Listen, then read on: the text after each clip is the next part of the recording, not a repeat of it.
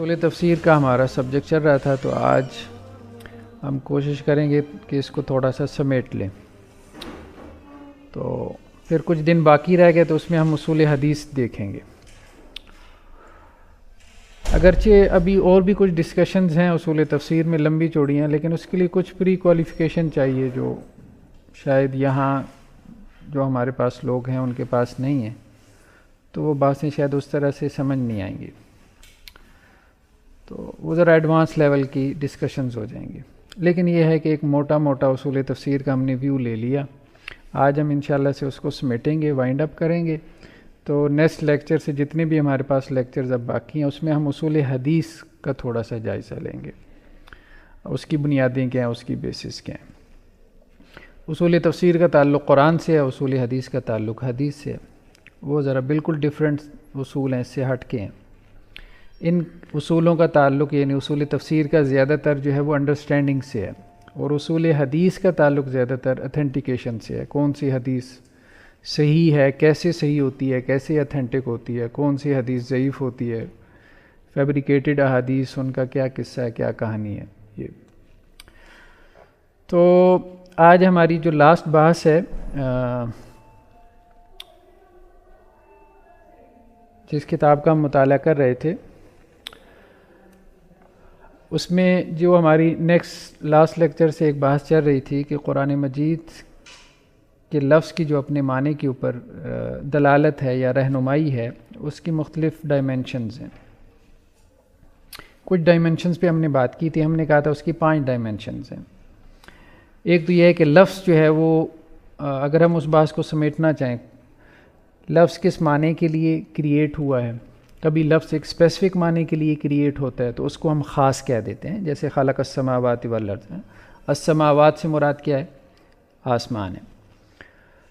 کبھی جو ہے وہ لفظ کسی عمومی معنی کے لیے کریٹ ہوتا ہے، اس کو ہم عام کہہ دیتے ہیں، جیسے من ذا الذی یشفع عندہ الا باذنہ، کون ہے جو اللہ کے سامنے شفاعت کرے گا قیامت والے دن اللہ کی اجازت کے بغیر۔ اب یہ کون ہے میں سب بھی داخل ہیں، مطلب اللہ کے علاوہ سب داخل ہیں، فرشتے بھی داخل ہیں، رسول بھی داخل ہیں، اولیاء بھی داخل ہیں۔ کوئی بھی اللہ کی اجازت کے بغیر جو ہے وہ سفارش نہیں کر سکتا، قیامت والے دن شفاعت نہیں کر سکتا۔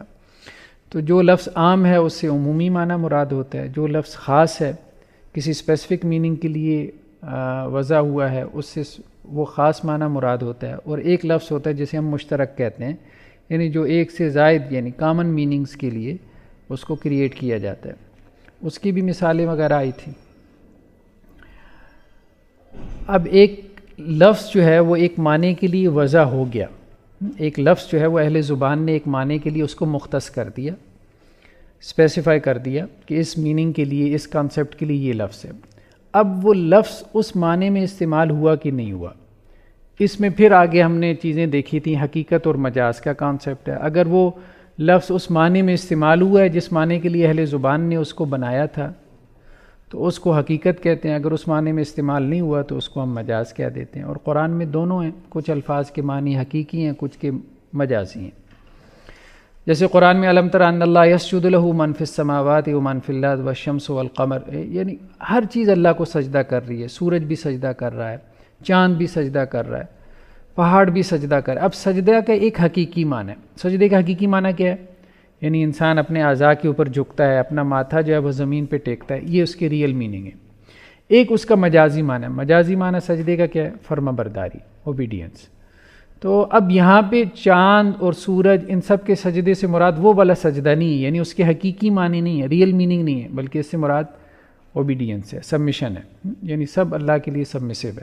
تو یہ گویا کہ یہاں پہ سجدے کا لفظ ہم کہیں گے مجازی معنی میں ہے کہ سورج چاند سب اللہ کو سجدہ کر رہے ہیں، تو ہم کہیں گے سجدے کا ایک معنی ہے حقیقی معنی۔ جب انسان سے خطاب کیا جاتا ہے اور اس کو کہا جاتا ہے کہ تم سجدہ کرو تو وہاں مجازی معنی مراد نہیں ہوتے، وہاں مراد یہ ہے نماز والا سجدہ، جو اس کے ریئل میننگ ہے، جو اس کے شرعی میننگ ہے، جو اس کے حقیقی معنی ہے۔ لیکن جب کائنات میں اور چیزوں سے، خاص طور پہ جمادات سے خطاب ہوتا ہے اور ان کے بارے میں کہا جاتا ہے کہ وہ اللہ کو سجدہ کر رہی ہیں، تو پھر مراد اس کے مجازی معنی ہوتے ہیں۔ تو اصل جو ہے وہ لفظ کے اندر حقیقت ہے، یعنی پہلے ہم کوشش کرتے ہیں کہ اس کا حقیقی معنی مراد لیں۔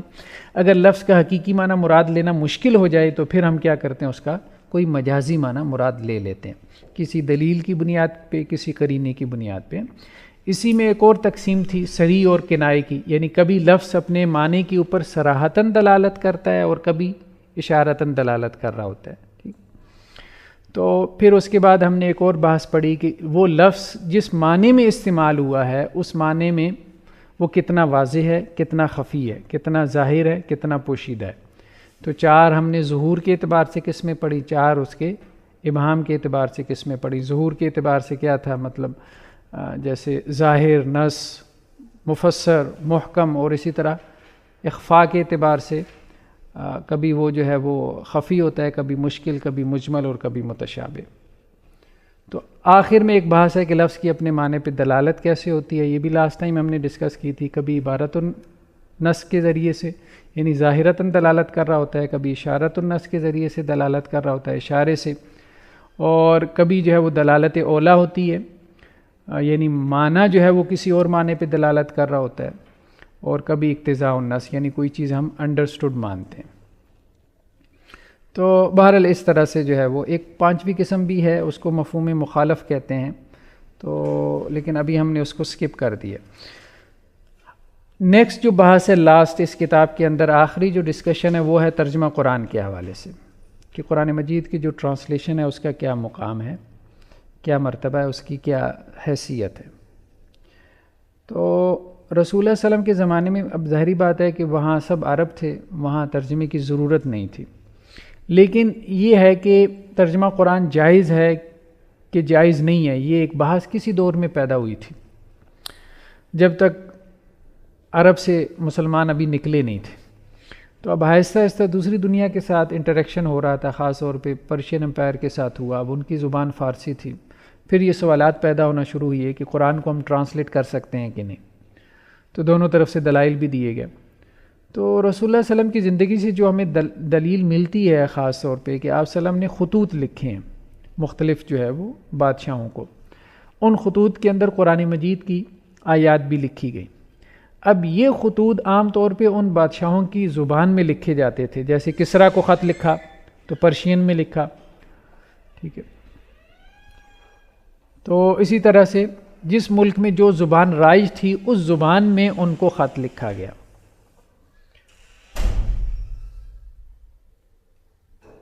ایک رائے تو یہ ہے، اور دوسری رائے یہ ہے کہ وہ خطوط عربی میں لکھے گئے تھے، لیکن ظاہری بات ہے کہ جس بادشاہ کی طرف لکھے گئے تھے اس کو ٹرانسلیٹ کر کے سنائے گئے نا، تو رسول اللہ صلی اللہ علیہ وسلم کو اس کا پتہ تھا کہ اس کی زبان عربی نہیں ہے اور اس کو ٹرانسلیٹ کیا جائے گا، تو گویا کہ رسول اللہ صلی اللہ علیہ وسلم کے زمانے میں ہی ترجمہ ہوا ہے، اور آپ صلی اللہ علیہ وسلم کے وہ نالج میں تھا اور آپ صلی اللہ علیہ وسلم نے اس کو ایکسیپٹ کیا۔ یعنی ہم یہ کہہ سکتے ہیں کہ یہ ایک تقریری سنت ہے، ایک سنت قولی ہوتی ہے نا، ایک فعلی اور ایک تقریری ہے۔ تقریری سنت اس کو کہتے ہیں کہ آپ صلی اللہ علیہ وسلم کے سامنے کوئی کام ہوا اور آپ نے اس پہ خاموشی اختیار کی تو گویا وہ بھی لیگل ہو گیا۔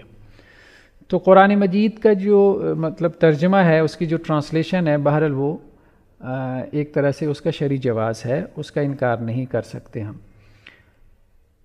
بر صغیر پاک و ہند میں سب سے پہلا جو قرآن مجید کا ترجمہ ہوا وہ شاہ ولی اللہ دہلوی رحمہ اللہ نے کیا، شاہ ولی اللہ دہلوی نے کیا ہے سب سے پہلا جو ترجمہ تھا قرآن مجید کا، اور وہ بھی فارسی ترجمہ تھا، اور ان پہ بھی علماء کے حلقے سے فتوے لگائے گئے کہ یہ کافر ہو گئے، اور قاتلانہ حملہ بھی ہوا تھا ان پہ۔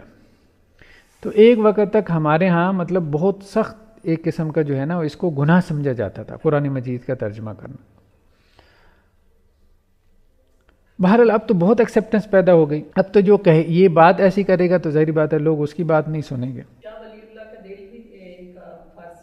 ان کا فارسی میں ترجمہ تھا،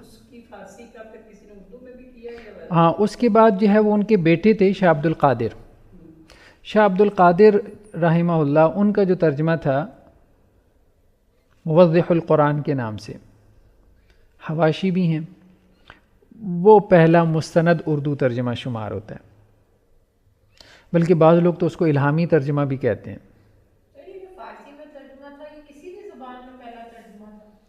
نہیں، اس سے پہلے انگریزی میں ترجمہ ہو چکا تھا، عجیب بات ہے، ہاں انگریزی میں اس سے پہلے قرآن مجید کا ترجمہ ہو چکا تھا، اور وہ بھی اورینٹلسٹ نے کیا تھا، مستشرقین نے، مطلب نہیں اس سے مستشرقین نے، مطلب جو کرسچینز تھے انہوں نے اپنے اس کو مطلب آبجیکٹیوز پورے کرنے کے لیے، قرآن مجید کو ہدف تنقید بنانے کے لیے، تو تاکہ ویسٹ میں، مغرب میں قرآن کے اوپر جو ہے نا وہ ایک تنقید کا، ایک کرٹیسزم کا دروازہ کھول سکیں، تو وہ ترجمہ ہوا تھا۔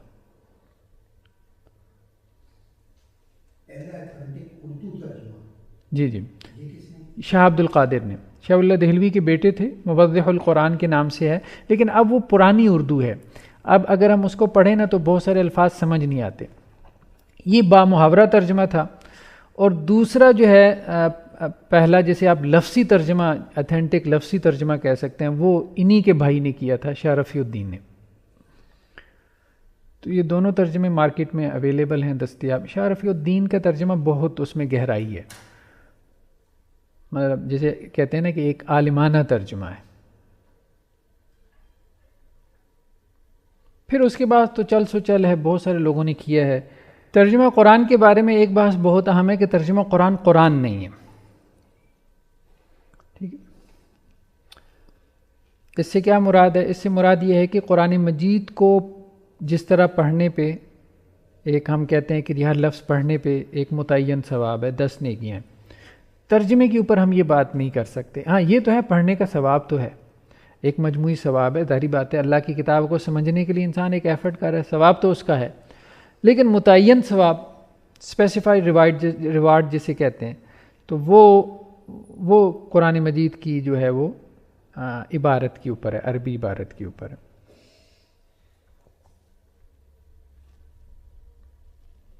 دوسرا یہ ہے کہ قرآن مجید کا ترجمہ نماز میں نہیں پڑھ سکتا، یعنی کوئی کہے کہ جی مجھے اب عربی میں سورہ فاتحہ نہیں یاد، تو اب میں کیا فارسی میں سورہ فاتحہ پڑھ لوں، انگریزی میں پڑھ لوں، یا سورہ اخلاص میں پشتو میں پڑھ لوں، تو یہ نہیں۔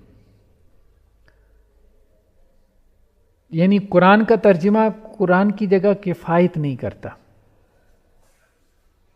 کریں گے تو ہم صحیح، قرآن کا ترجمہ ایک ظاہری بات ہے، ایک ذمہ داری ہے، ایک دینی فریضہ ہے کہ دنیا کی ہر بڑی زبان کے اندر قرآن مجید کا ترجمہ کیا جائے، یہ ایک اہم دینی فریضہ ہے۔ تیسرا یہ ہے کہ جیسے قرآن کے بارے میں ہے کہ ہم اس کو مطلب بغیر وضو کے نہیں چھو سکتے، خاص طور پہ جو اس کا ٹیکسٹ ہے، متن ہے، تو ترجمہ قرآن کے بارے میں ایسی بات نہیں ہے، کیونکہ ترجمہ قرآن کو ہم ظاہری بات ہے قرآن نہیں کہہ سکتے، ورڈ آف گاڈ نہیں ہے، وہ ہماری ٹرانسلیشن ہے، وہ اللہ کا کلام نہیں ہے، اس کلام کی انٹرپریٹیشن ہے، اس کا ترجمہ ہے، ٹرانسلیشن ہے، تو اس لیے اس کو بغیر وضو بھی ہاتھ لگایا جا سکتا ہے۔ کسی غیر مسلم کو دینا ہو تو ترجمہ قرآن دے دیں، کوئی ایشو نہیں ہے، لگا سکتے ہیں۔ بس اتنا یہ ہے کہ مصحف میں بھی نا جس چیز کو ہاتھ لگانے سے منع کیا گیا بغیر وضو کے، وہ اس کے الفاظ ہیں۔ اب دیکھیں نا، ایک ہے مصحف کا گتہ ہے، ایک یہ ہے کہ مصحف کا کوئی پیج آپ لے لیں نا، اب اس پیج میں بھی کچھ جگہ خالی ہوتی ہے جس پہ کچھ نہیں لکھا ہوا، تو آپ کونے سے پکڑ کے اس کا ورق جو ہے وہ آگے پیچھے کر دیں، اس کو الٹ پلٹ دیں، تو اس میں کوئی حرج نہیں ہے۔ اس کا حکم وہ نہیں ہے جو ٹیکسٹ کا ہے یا متن کا ہے یا اللہ کے الفاظ کا ہے۔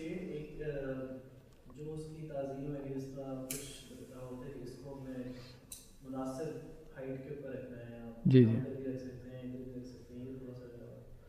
نہیں، بہرحال بہت تو ہمارے ہاں کچھ چیزیں مبالغے سے متعلق ہیں، کچھ چیزیں مبالغے سے متعلق ہیں، ایک حد تک جو ہے وہ آداب میں سے ہے، قرآن مجید کا ادب کرنا چاہیے، لیکن وہی چیز جب بہت بڑھ جاتی ہے حد سے زیادہ، تو وہ تکلفات جو ہے نا وہ عجیب و غریب قسم کی چیزوں کو جنم دیتے ہیں۔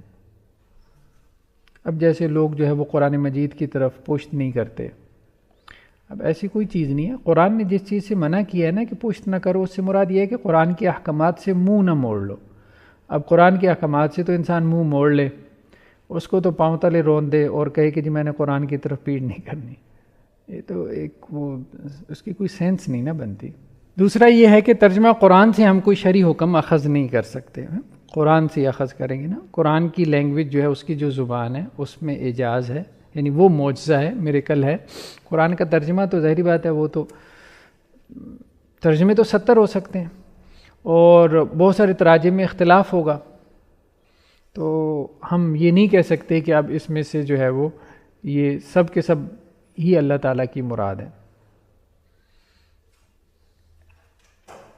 کسی نے صحیح ترجمہ کر دیا، کسی نے غلط کر دیا، اور عموماً ہمارے یہاں ہوتا یہی ہے، مطلب ویسٹرن اسکالرشپ نے جو قرآن مجید کے اوپر اکثر و بیشتر اعتراضات کیے ہوتے ہیں تو انہوں نے انگلش ٹرانسلیشنز کے اوپر اعتراضات کیے ہوتے ہیں، یعنی قرآن کی انگلش ٹرانسلیشن کوئی لے لی، اب کسی مترجم کے ذہن میں نہیں بات آئی، اس نے کوئی آگے پیچھے ترجمہ کر دیا، یا نہ چاہتی ہوئی ہو جاتی ہے، مسٹیک ہو جاتی ہے، یا انسان اتنا پریسائز نہیں رہتا ہے ترجمے میں، اب انہوں نے ترجمہ پکڑ کے جو ہے نا وہ اس کو کرٹیسائز کرنا شروع کر دیا کہ آپ کا خدا تو یہ کہہ رہا ہے یا آپ کی کتاب یہ کہہ رہی ہے، حالانکہ کتاب بھی نہیں وہ بات کر رہی، خدا بھی نہیں کر رہا، وہ ٹرانسلیٹر کر رہا ہے وہ بات، وہ اس کی ایک انڈرسٹینڈنگ ہے، اس سے آپ اختلاف کر سکتے ہو۔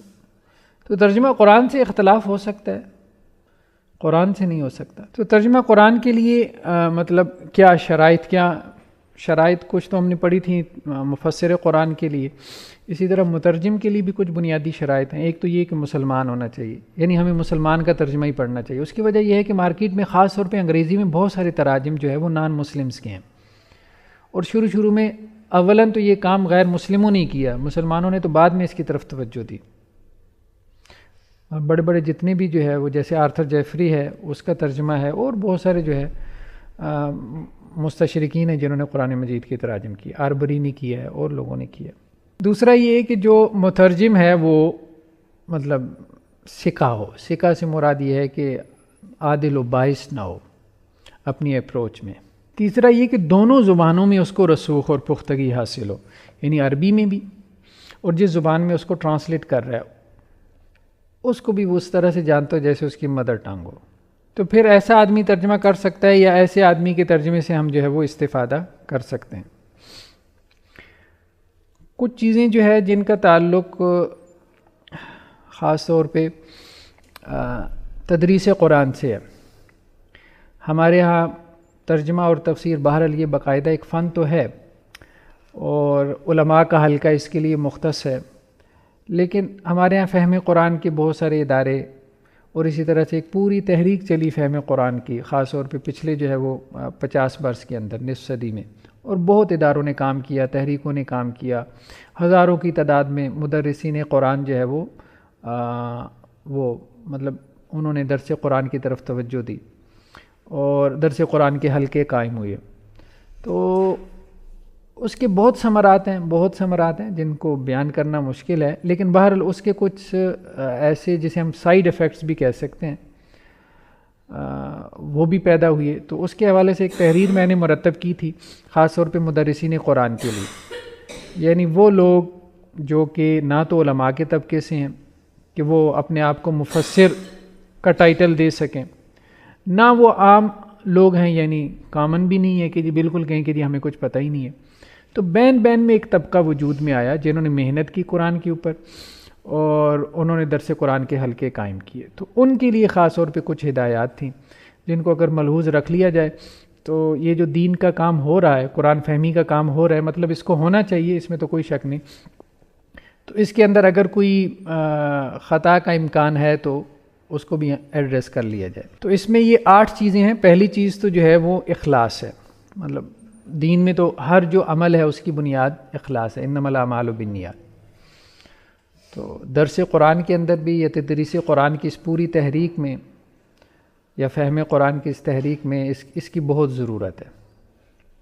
اس کی وجہ یہ ہے کہ یہ چیز نوٹ کرنے میں آئی ہے کہ بہت سارے مدرسین جو ہے اگر آپ ان کو درس قرآن کے لیے کہیں پہ بلوائیں تو وہ اس چیز کو محسوس کرتے ہیں کہ وہاں پہ مجمع زیادہ نہیں لگا ہوا، مطلب آگے جو ہے وہ چند لوگ تھے، بعد میں وہ اس کا اظہار بھی کر دیں گے، ٹھیک ہے۔ تو ایسے بہت سارے ایٹیچیوڈ جب دیکھنے کو ملتے ہیں تو لگتا ہے کہ شاید مطلب مجمع کی وجہ سے اگر میری جو ہے وہ اس میں رغبت بڑھ جاتی ہے کہ مجمع زیادہ ہے تو میں بڑا خوشی خوشی وہاں چلا جاتا ہوں، مجمع کم ہے تو اب میں وہاں بہانے ڈھونڈتے پھرتا ہوں، تو پھر انسان کو ریوائز کرنا چاہیے اپنی نیت کو، کہنے کا مقصد یہ۔ تو درس قرآن نو ڈاؤٹ بہرحال ایک بہت بڑا دینی کام ہے، لیکن یہ ہے کہ اس میں بہت ضرورت ہے خاص طور پہ یہ کہ ہم اپنی نیت کو ریوائز کرتے رہیں۔ شاہ اسماعیل شہید رحمہ اللہ شاہ اللہ دہلوی کے پوتے تھے، بڑی شخصیات میں سے ہیں، تو ان کا ایک واقعہ بہت معروف ہے کہ وہ کسی جگہ، وہ توحید پہ ان کے بیانات بہت معروف ہوتے تھے، تو کسی جگہ انہوں نے بیان دیا توحید کے اوپر، تو بہت مجمع تھا، عام طور پہ ان کے مجمع بھی بہت لگتا تھا، تو جیسے ہی وہ بیان ختم ہوا تو اس کے بعد وہ مسجد میں بیٹھے تھے کہ ایک بزرگ جو ہے وہ جیسے دوڑتے ہامتے ہوئے وہاں پہ آئے اور کہنے لگے کہ جو ہے نا وہ شاہ صاحب جو ہے وہ ان کی تقریر تھی. تو انہوں نے کہا بھائی وہ تقریر تو ختم ہو گئی, آپ تو لیٹ آئے ہیں. کہنے لگے نہیں مجھے تو بڑا شوق ہے ان کی تقریر سننے کا اور میں تو بڑا سفر کر کے آیا ہوں. تو انہوں نے کہا کوئی بات نہیں, آپ سامنے بیٹھ جاؤ. اور وہ خود ممبر پہ بیٹھ گئے اور کہنے لگے میں تقریر اپنی دہرا دیتا ہوں. تو وہ بزرگ بھی حیران ہوئے, وہ بابا جی کہنے لگے کہ آپ مجھ اکیلے کے لیے وہ تقریر 2 گھنٹے کی دوبارہ کریں گے. تو کہنے لگے بھائی بات یہ ہے کہ وہ جو ہزاروں کو سنایا تھا تو اس میں آبجیکٹو یہی تھا کہ ایک راضی ہو جائے, یعنی اللہ راضی ہو جائے. اب اگر ایک کو بھی سنانا ہے تو آبجیکٹو تو وہی ہے کہ اللہ راضی ہو جائے. تو مجھے اس سے کیا فرق پڑتا ہے, میرا مقصود اگر یہ ہو کہ اللہ راضی ہو جائے تو ایک کو سنانے سے اگر اللہ راضی ہو جاتا ہے تو مجھے تو میرا آبجیکٹو حاصل, گول حاصل ہو جاتا ہے نا. تو یہ اہم بات ہے. ہمارے جو بڑے تھے کہنے کا مقصد یہ ہے کہ وہ اس چیز کو بہت ملحوظ رکھتے تھے. دوسری چیز یہ ہے کہ انذار اور فتویٰ, انذار اور فتویٰ کا فرق رکھنا چاہیے. ہمارے ہم مدرسین قرآن عام طور پہ مشاہدے میں یہ بات آئی ہے کہ جب درس قرآن دیتے ہیں تو ٹھیک ہے اس میں بہت ساری آیات ہیں جن کا تعلق نفاق سے ہے, تو اب بہت ساری آیات ہیں جن میں جھنجھوڑنے کا سا انداز ہے, تو یہ انذار کا انداز اسے کہتے ہیں, ڈرانا, لوگوں کو ڈرانا تاکہ وہ اپنے عمل کی اصلاح کر سکیں. یہ ٹھیک ہے, اس میں کوئی حرج نہیں ہے, یہ قرآن مجید کا انداز ہے. رسول اللہ صلی اللہ علیہ وسلم کو بھی کہا گیا کہ آپ مبشر ہیں یا منذر ہیں, یعنی خوشخبری دینے والے ہیں یا ڈرانے والے ہیں. لیکن اس انذار کے انداز کو فتوے کے اندر نہیں بدل جانا چاہیے. بعض مدرسین جو احتیاط نہیں کرتے وہ کیا کرتے ہیں, وہ یہ ڈراتے ڈراتے جو ہے نا فتوے لگانا شروع کر دیتے ہیں. مطلب منافقین کے بارے میں آیات آئیں گی تو ان المنافقین فی الدرک الاسفل من النار, جیسے منافق تو جہنم کے سب سے نچلے درجے میں. تو بجائے اس کے کہ اب وہ یہ کہیں کہ بھئی ہم سب کو ریوائز کرنا چاہیے, ہمارے اندر تو نفاق کی بیماری نہیں ہے, وہ اپنے مخاطبین کے اوپر فتویٰ لگانا شروع کر دیں گے. اچھا اگر آپ کے اندر ہی ہیں تو آپ بھی منافق ہیں اور آپ بھی دار اسلام سے خارج ہیں. تو مطلب اس قسم کا انداز نہیں ہونا چاہیے کہ لوگ یہ سمجھیں کہ یہ مدرس صاحب جو ہے وہ ہمیں کوئی کافر مشرک یا منافق بنا رہے. ٹھیک ہے, اس سے لوگ جو ہے نا وہ کیا ہوں گے, وہ مطلب اسے آپ سے دور بھاگیں گے نا, ایک اچھا امپریشن نہیں پڑے گا. تیسری چیز کیا ہے, تفسیر بالمعصور کا اہتمام کیا جائے. یعنی جب بھی آپ نے درس قرآن دینا ہو تو خاص طور پہ اس کا اہتمام کریں, تفسیر بالمعصور کا, یعنی احادیث کا خاص طور پہ. تو تفسیر ابن کثیر اچھی ہے تفسیر بالمعصور کے لیے, اور اسی طرح سے تفسیر القرآن مولانا عبد الرحمن کیلانی صاحب کی جو تفسیر ہے اس میں بہت ساری انہوں نے احادیث جمع کی ہیں. تفسیر بالمعصور سے ہم نے پڑھا تھا نا, یہی مراد ہے کہ احادیث میں قرآن مجید کی کیا تفسیر ہے یا صحابہ نے کیا تفسیر کی ہے, تو اس کا ایک اہتمام کریں. مطلب زیادہ سے زیادہ کوشش کرے کہ سلف صالحین کی آراء بیان کرنی. چوتھا یہ ہے کہ تفسیر بالرائے سے خود اجتناب کریں. یہ نہیں کہ اب چونکہ مدرس قرآن ہے اور درس قرآن کی مسند پہ بیٹھا ہے تو اب خود سے کہے کہ جی مفسرین نے تو یہ لکھا ہے لیکن مجھے یہ سمجھ میں آتی ہے. ٹھیک ہے, تو اس طرح سے تو نہیں نا. اب وہ مفسرین ظاہری بات ہے انہوں نے ساری زندگیاں لگائی تھی تو انہوں نے لکھا تھا نا, تو آپ نے تو نہ اتنا پڑھا ہے نہ اتنا سمجھا ہے کہ آپ ان کے ساتھ اختلاف کریں. ٹھیک ہے اختلاف آپ کر سکتے ہو, لیکن آپ مطلب اسکالرشپ کے کسی معیار کے اوپر ہو تو آپ پھر ان سے اختلاف کر سکتے ہو نا. تو تفسیر بالرائے سے جو ہے وہ اجتناب کرنا چاہیے, یعنی ایک عام مدرس قرآن کو اپنی تفسیر بالرائے نہیں کرنی چاہیے. باقی یہ ہے کہ جن معروف مفسرین نے کر دی ہے تفسیر بالرائے, جو معروف ہیں, جو قدیم بھی ہیں اور اس طرح سے جدید بھی ہیں, جیسے مولانا مودودی ہیں اور اسی طرح سے ڈاکٹر اسرار صاحب ہیں, یا اور لوگ ہیں جنہوں نے اپنی زندگیاں قرآن کے لیے وقف کی تھیں, تو اللہ نے انہیں کوئی مطلب دین کی کوئی حکمت سے نوازا تھا, جیسے مفتی شفیع صاحب ہیں, اسی طرح سے مولانا اصلاحی صاحب ہیں, اور بھی بہت سارے لوگ ہیں تو جنہوں نے بہت کام کیا, جیسے اکیڈمک ورک آپ کہہ سکتے ہیں. تو اس میں سے ان کی رائے میں سے اگر کوئی رائے بیان کر دے تو ظاہری بات ہے یہ اب اپنی رائے تو نہیں ہے, ان کی نسبت سے کہ فلاں مفسر نے یہ لکھا ہے اور مجھے یہ بات جو ہے وہ اچھی لگتی ہے ان کی. تو اس طرح سے تفسیر بالرائے نقل کرنے میں کوئی حرج نہیں ہے, یعنی کسی بڑے عالم دین کی کوئی تفسیر بالرائے نقل کر دے, لیکن کہنے کا مقصد یہ ہے کہ اپنی تفسیر بالرائے نہ کرے.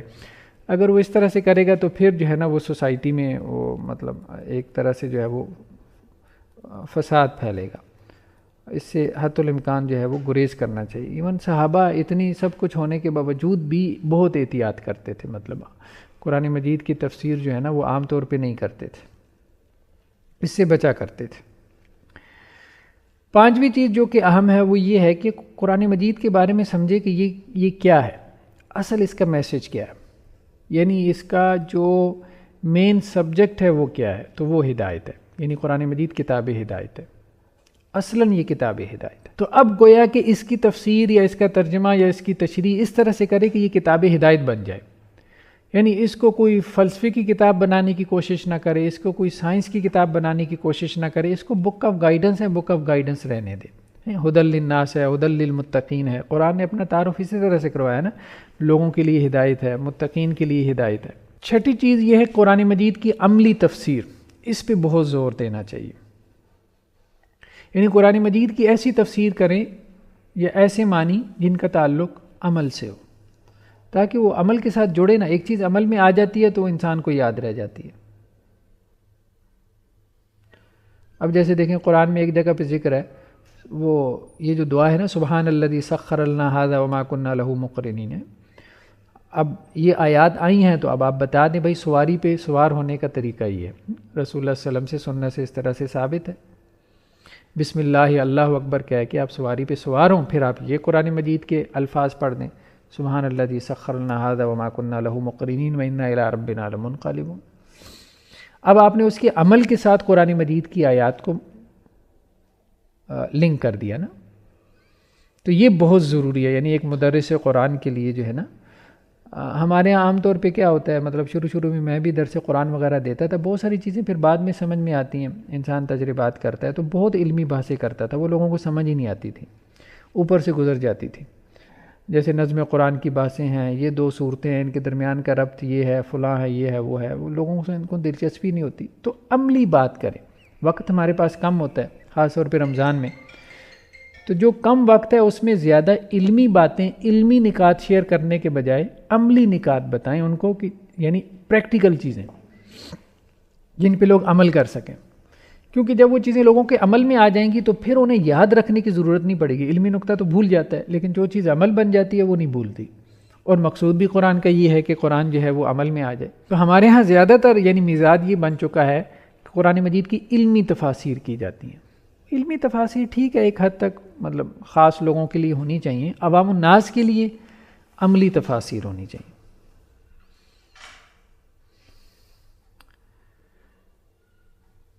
ساتویں چیز جو ہے وہ کیا ہے، وہ قرآن مجید میں اصل مقصود آبجیکٹیو جو ہے درس قرآن سے، وہ ابلاغ نہیں ہونا چاہیے کہ بات پہنچا دیجیے، ہمارا مقصد تھا تم تک پہنچا دینا ہے. وما علینا الا البلاغ المبین، ہر مدرس اس کے اوپر ختم کر رہا ہوتا ہے. اس کا مطلب یہ ہے بھائی میرا کام تھا پہنچا دینا، وہ میں نے پہنچا دی ہے، اب آگے تم جانو تمہارا خدا جانے. نہیں، بلکہ وہ صرف انسٹرکٹر نہیں ہے، بلکہ وہ مینٹور بھی ہے. اس نے تربیت بھی کرنی ہے، اس نے لوگوں کی اصلاح بھی کرنی ہے. تو ابلاغ یعنی پہنچانے کے ساتھ ساتھ اصلاح بھی، یہ مدرس کا کام ہے. اس پہ ایک بہت اچھی کتاب پچھلے دنوں نظر سے میرے گزری تھی، قرآن پر عمل، اور جو اس کی مصنف ان کی تو وہ اچھی کتاب تھی. وہ خاتون ایک مدرسہ تھی، تو انہوں نے اپنے کچھ واقعات شیئر کیے تھے کہ کیسے وہ اپنے درس قرآن کے ذریعے سے جو بھی ان کی سامعین ہیں، سامعات ہیں، ان کی کس طرح سے اصلاح کرتی ہیں. مثال کے طور پہ اس میں یہ کیا جا سکتا ہے، جیسے وعدے کی آیات ہیں، وَأَوْفُوا بِالْعَهْدِ إِنَّ الْعَهْدَ كَانَ مَسْئُولًا، وعدہ پورا کرو، وعدے کے بارے میں قیامت والے دن پوچھا جائے گا. تو اس میں مطلب یہ کر لیا جائے، مدرس قرآن یہ کہے کہ جی اب اگلے ہفتے ہم نے یہ کام کرنا ہے کہ ہم نے ایک ہفتے میں اس آیت کا ورد کرنا ہے، اور دوسرا ہم نے یہ چیز ذہن میں رکھنی ہے کہ جو بھی کمٹمنٹ ہم نے کرنی ہے وہ ہم نے پوری کرنی ہے. تو گویا اب آپ اس کو اس کی تربیت کا حصہ بھی بنا رہے ہیں نا.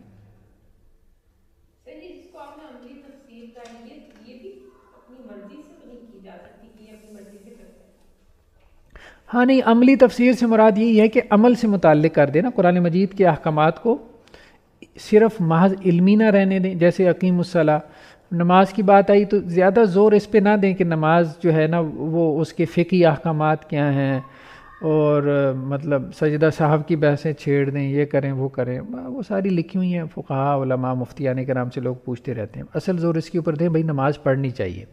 لوگ نماز پڑھتی نہیں ہیں 95%. میرے ایک عزیز جاننے والے وہ اس پہ بحث کرنا شروع ہو گیا رفع الیدین کرنا چاہیے کہ نہیں کرنا چاہیے. میں نے کہا بات یہ ہے، یہ اس کو بحث کرنی چاہیے جو نماز پڑھتا ہو. آپ پہلے نماز پڑھنا شروع کر دو، جب آپ 5 وقت کی نماز پڑھنا شروع کر دو گے تو پھر ہم بحث کر لیں گے کہ رفع الیدین کرنا چاہیے کہ نہیں، وہ سنت ہے کہ نہیں. تو لوگ بحثیں کرتے رہتے ہیں، عمل نہیں کرتے، یعنی فرائض چھوڑ دیتے ہیں، انفارمیشن میں اضافہ کرتے ہیں. تو یہ بہت ضروری ہے کہ یہ قبلہ درست کیا جائے لوگوں کا، ان کی جہت اور ان کی ڈائریکشن درست کی جائے کہ بھائی پہلے عمل کی طرف آؤ، آپ عمل کرو، پھر اس کے بعد ہم بحث بھی کر لیں گے کہ اس کا کیا سٹیٹس ہے. اب جیسے قرآن مجید میں ایک جگہ پہ اقم الصلاۃ لدلوک الشمس الی غسق اللیل وقرآن الفجر ہے، اللہ تعالیٰ نے 5 نمازوں کا تذکرہ کیا نا، اور کہا کہ خاص طور پہ فجر کی نماز، ان قرآن الفجر کان مشہودا، فجر کی نماز میں فرشتے حاضر ہوتے ہیں جب آپ جماعت کے ساتھ پڑھتے ہیں. اب یہاں سے بندہ فجر کی نماز کی فضیلت، اس میں کتنی حدیثیں ہیں، اس کے لیے لوگوں کو موٹیویٹ کرے، ہاں بھئی کون پڑھتا ہے کون نہیں پڑھتا. اگلے ہفتے نا ہم نے جائزہ لینا ہے کس کس نے فجر کی نماز جماعت کے ساتھ پڑھی ہے. تو بہت سارے قرآن مجید کے مقامات ہیں جن کو آپ لوگوں کی اس کے ساتھ اصلاح کے ساتھ، ان کی تربیت کے ساتھ ان کو ریلیٹ کر سکتے ہیں اور بہت دین کا کام کر سکتے ہیں.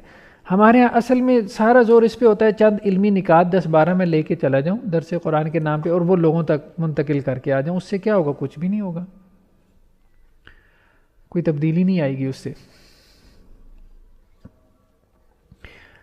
آخری بات یہ ہے کہ درس قرآن کا کم از کم کوئی معیار ہونا چاہیے، کم از کم کوئی معیار. اور وہ کیا ہے؟ وہ یہ ہے کہ تجوید کم از کم ٹھیک ہو. اب ایک آدمی کی تجوید ٹھیک نہیں ہے، اسے قرآن پڑھنا نہیں آتا اور وہ ممبر پہ بیٹھ کے درس قرآن دینا شروع کر دے، بہرحال یہ مناسب نہیں ہے بات. اور دوسرا یہ کہ بیسک عربی جانتا ہو، تھوڑی بہت عربی جانتا ہو، بنیادی عربی گرامر.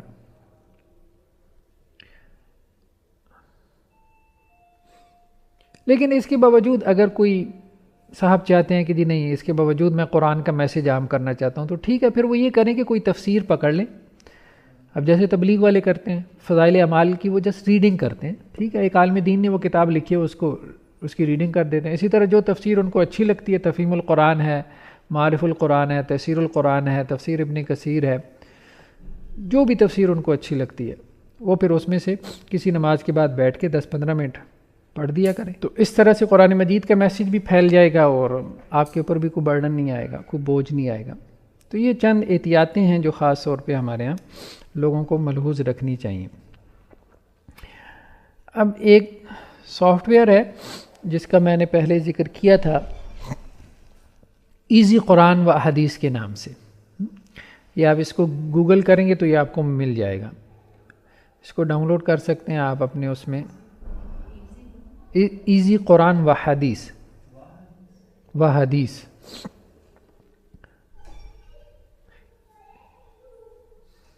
اس میں بڑی محنت ہوئی ہے علماء کی ایک جماعت نے، اور اسی طرح ٹیکنیکل لوگوں کی ایک پوری ٹیم نے بڑا کام کیا ہے. مطلب پچھلے آپ کہہ لیں کہ جی کافی کوئی 10-12 سالوں سے لگی ہوئی ہیں اور مسلسل اس میں اضافہ ہو رہا ہے. یعنی آپ سمجھیں کہ 150+ ترجمے اس میں موجود ہیں، 150+، اردو میں بھی ہیں، انگریزی میں بھی ہیں.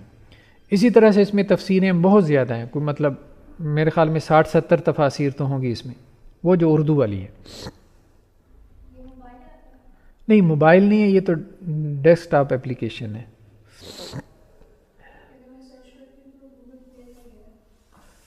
اچھا شاید وہاں پہ بھی ہو، لیکن میرے پاس میں نے اس کو نہیں کیا کیونکہ یہ بہت ہیوی ہے، 1 GB کا ہے یہ سافٹ ویئر جو ہے نا، اس کا ڈیٹا بہت زیادہ ہے.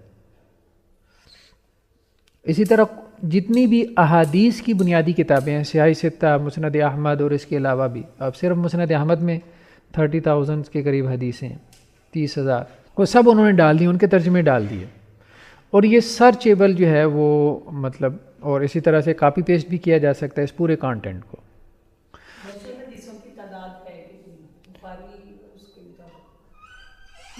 نہیں، بخاری میں تو کم ہے، مطلب 7,500 کے قریب ہیں. ویسے جو احادیث ہیں نا، کوئی 60 سے 70 ہزار کے درمیان میں ان کی تعداد بتائی جاتی ہے. لیکن 60-70 ہزار کا مطلب یہ نہیں ہے کہ وہ 60-70 ہزار ٹیکسٹ ہیں، متون ہیں. حدیث بیسیکلی کہتے ہیں کہ بعض اوقات ایک متن، ایک ٹیکسٹ اگر 10 لوگ اس کو روایت کریں تو اس کو 10 حدیثیں شمار کیا جاتا ہے. تو حدیث بیسیکلی ٹیکسٹ سے نہیں بنتی، نیریٹر سے بنتی ہے. ٹھیک ہے، ایک ٹیکسٹ کو اگر 100 لوگوں نے روایت کیا ہے، مختلف لوگوں نے، 100 صحابہ نے، تو اس کو 100 حدیثیں شمار کیا جاتا ہے. اس لیے ان کی تعداد اتنی زیادہ بن جاتی ہے، ٹیکسٹ کے اعتبار سے کافی کم ہوتی. وہ اس لیے مستشرقین عام طور پہ یہ اعتراض کرتے ہیں نا کہ اتنا آپ صلی اللہ علیہ وسلم کا ٹائم پیریڈ ہے تو اس میں اتنی باتیں کیسے کر لیں، وہ کیلکولیشن کرتے ہیں. لیکن وہ اس کی اصل میں وجہ یہ ہے کہ ٹیکسٹ کے اعتبار سے اس کا شمار نہیں ہوتا، اس کا سند کے اعتبار سے شمار ہوتا ہے.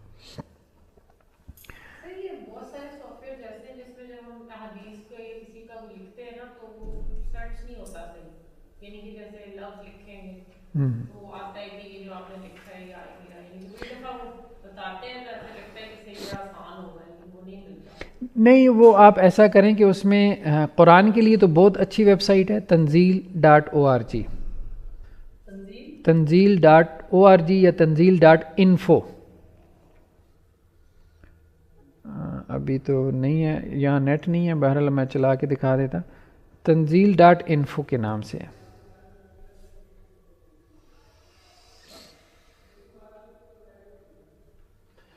یہ قرآن مجید کے لیے، قرآن مجید کے سرچ کے لیے بہت اچھی ہے. عموماً میں یہاں سے آیات وغیرہ کاپی کرتا ہوں، اور تراجم بھی اس پہ موجود ہیں مختلف زبانوں میں، انگریزی میں، اردو میں. اور حدیث کے لیے جو سرچ کے لیے نا، وہ muhaddis.com بہت بہترین، مطلب لیٹسٹ ویب سائٹ ہے. اردو ترجمہ اس میں سے کاپی پیسٹ کرنا ہو، حدیث کو کاپی پیسٹ کرنا ہو. اسی طرح ایک ایپ بھی ہے 360 کے نام سے، اسلام 360. ہاں، وہ بھی اچھی ایپ ہے. لیکن یہ محدث والے تو ابھی بہت ایڈوانس جا رہے ہیں نا، ابھی یہ ایپ بھی بنا رہے ہیں. بلکہ ڈاکٹر انس صاحب نے آپ کو میرے خیال میں پڑھایا تھا، تو انہی کا یہ پروجیکٹ ہے. تو یہ قرآن مجید کے تراجم ہیں اس میں. پھر اس کے بعد انہوں نے مطلب مختلف تراجم دیے ہیں اس میں، جیسے یہ ابن کثیر کا ترجمہ ہے، علامہ ابن کثیر کا، امام ابن کثیر کا، فتح محمد جلندری نے کیا ہے، شاہ عبد القادر کا ترجمہ ہے. ٹھیک، اسی طرح سے اور مطلب یہ سارے تراجم ہیں. پیر کرم شاہ صاحب کا ترجمہ ہے. ٹھیک ہے، اشرف الحواشی ہے، شاہ رفیع الدین صاحب کا ترجمہ ہے. تو یہاں انہوں نے ترجمے دیے ہیں، مطلب تمام علماء کے، اس میں اہل تشیع کے بھی ہیں، اس میں اہل حدیث بھی ہیں، بریلوی بھی ہیں، دیوبند کے بھی ہیں، جتنے بھی علماء ہیں سب کے انہوں نے تراجم جو ہے وہ جمع کر دیے ہیں. تو اس کے بعد انہوں نے ایک اور ہیڈنگ دی ہے، لفظی و گرامر، یعنی لفظی تراجم علیحدہ سے دی ہیں. ٹھیک ہے، لفظی تراجم میں مثال کے طور پہ حافظ نظر صاحب کا ترجمہ کافی معروف ہے. نظر احمد، ہاں، نظر احمد صاحب کا ترجمہ شروع میں یہی آیا تھا باکسز میں. پھر میاں محمد جمیل صاحب کا ترجمہ آیا، ڈاکٹر فرحت ہاشمی صاحب کا آیا. انوار البیان بھی کافی معروف ہوئی تھی خاص طور پہ ایک وقت میں. پروفیسر حافظ احمد یار صاحب کا ترجمہ ہے، اور ان کا گرامیٹیکل انالیسس بھی ہوتا ہے ساتھ میں. تو یہ اس کو آپ کاپی پیسٹ بھی کر سکتے ہیں. لفظی و گرامر والے تراجم کے بعد پھر انہوں نے تفاسیر کی قسمیں کی ہیں. تفاسیر موجودہ ان تفاسیر کو کہتے ہیں کہ جن کے عام طور پہ جو رائٹرز ہیں وہ ابھی حیات ہیں، تو ان کو انہوں نے تفاسیر موجودہ میں لے آئے ہیں. ٹھیک ہے، ڈاکٹر اسرار صاحب تب حیات تھے جب انہوں نے اس پہ کام شروع کیا تھا، تو ان کو بھی وہ اس میں لے آئے. دوسرا جو ہے وہ خواتین کی بھی تفاسیر انہوں نے کچھ ڈالی ہیں. تفاسیر وسطیٰ، یعنی اس سے پیچھے آپ چلے جائیں، جو ان کی علماء کی تفاسیر ہیں، ان کا تذکرہ آ گیا. بہت ساری ہیں، مطلب سب کی ہیں. اور تفاسیر وسطیٰ دوم ہیں. پھر اس کے بعد جو ہے وہ تفاسیر وسطیٰ جو ہے وہ پھر تفاسیر اولیٰ، یعنی متقدمین کی تفاسیر، خاص طور پہ جو عربی تھیں یا عربی نہیں تھی لیکن کافی پہلے لکھی گئی تھیں اردو میں شروع میں. پھر مصباح القرآن کے نام سے باقاعدہ انہوں نے یہ ایک کام ہوا تھا، مصباح القرآن کے نام سے کلرز میں خاص طور پہ قرآن مجید کا ترجمہ، اس کو بھی انہوں نے اس میں جو ہے وہ ڈالا ہے. اس میں ایک اور کام بہت اچھا ہے، خاص طور پہ یہ جو مترادفات کا ہے. ٹھیک ہے، جیسے دیکھیں نا قرآن میں لن تنالوا البر حتی، اب حتی جو ہے یہ عربی کا لفظ ہے، تو وہ یہاں سے کہ یہ اردو میں اس کے مترادفات کون سے ہیں، حتی الامکان، حتی کہ، حتی الوسعت، تو اسی طرح سے مما میں جو ما ہے یہ من جانب، اور اسی طرح سے اور مطلب اس کے جتنے بھی مترادفات اردو میں، یعنی عربی کی ویکیبلری کو آپ قرآن مجید کی جو ویکیبلری ہے اس کو آپ اردو کے ساتھ لنک کر دیں تاکہ آپ کو وہ ویکیبلری یاد نہ کرنی پڑے، پہلے سے آپ کے پاس ایک ویکیبلری موجود ہے، جب وہ لنک ہو جائے گی تو وہ کافی فائدہ ہو جاتا ہے۔ تو یہ ایک اہم کام ہے ان لوگوں نے کی ہے۔ پھر اس کی ٹرانسلیشنز ہے، انگریزی میں ہیں، انگریزی میں پھر اس کی جو ہے وہ کمنٹریز ہیں، اور اسی طرح سے جو ہے وہ معاملہ احادیث کا بھی ہے۔ یہ تو یہ ہے نا کہ اس طرح سے جیسے یہ رائٹ سائڈ پہ پارے ہیں، پاروں میں پھر جو ہے وہ صورتیں ہیں، جس صورت کو آپ کلک کریں گے تو وہ صورت جو ہے وہ کھل جائے گی۔ اسی طرح سے احادیث میں بھی احادیث کی کتابیں ہیں، مطلب صحیح بخاری ہے، صحیح مسلم ہے، سنن ابی داؤد ہے، لیکن حدیث کے معاملے میں محدث والوں کا کام جو ہے نا وہ زیادہ وہ لیٹسٹ بھی ہے اور وہ آسان بھی ہے اس کو کنسلٹ کرنا۔ یہ تو اردو میں ہے، ایک عربی میں سافٹ ویئر ہے الشاملہ کے نام سے، یہ بھی نیٹ پہ فری میں اویلیبل ہوتا ہے، اس کو بھی آپ ڈاؤن لوڈ کر سکتے ہیں۔ شاملہ بس مطلب تھوڑا سا اگر اس کی سوجھ بوجھ حاصل کر لی جائے، عربی کے ساتھ تھوڑی بہت مناسبت ہو تو اس کو استعمال کرنا آسان ہے۔ اس میں بھی کچھ 70+ تفاسیر ہیں، لیکن وہ سب عربی والی ہیں۔ جیسے یہ ہے شاشہ کہتے ہیں اسکرین کو، تو یہ قرآن مجید کی اسکرین ہے، اب اس کو آپ کلک کریں گے تو یہ ہمارے سامنے آ گئیں تفاسیر، یہ ساری جو ہے یہ ادھر جو ہے وہ سورت شو ہو رہی ہے، جیسے سورہ الفاتحہ ہے تو یہ اس کی آیات ہیں، ٹھیک ہے۔ اب ہم اگر سورہ بقرہ کو کلک کریں تو اب اس کی آیات آ گئی۔ اب سورہ بقرہ کی اگر 7 نمبر آیت کلک کریں تو یہ اس کی 7 نمبر آیت آ گئی۔ اب اس پہ آپ نے کس تفسیر کا مطالعہ کرنا ہے، سورہ بقرہ کی تفسیر مجاہد کا، تو اس کو کلک کریں تو اب یہ تفسیر مجاہد آ گئی۔ تفسیر جلالین کو آپ نے پڑھنا ہے اس آیت سے متعلق، یا تفسیر ابن عباس کو پڑھنا ہے، یا تفسیر قرطبی کو پڑھنا ہے، تو یہ جتنی بھی تفاسیر ہیں آپ اس کو، جیسے یہ تفسیر ابن کثیر ہے تو اس آیت کے تحت وہ تفسیر ابن کثیر آ گئے، تو ایک کلک کے مطلب ڈسٹنس پہ وہ تمام تفاسیر جو ہے وہ، تو لوگوں نے بہت کام کیا قرآن کے حوالے سے، حدیث کے حوالے سے، اویئرنیس نہیں ہے۔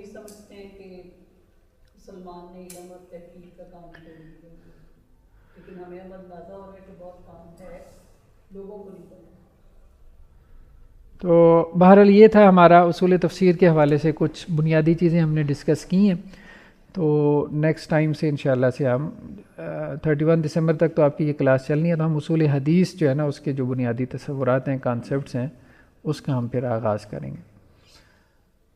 چلیے، سبحانک اللہم و بحمدک۔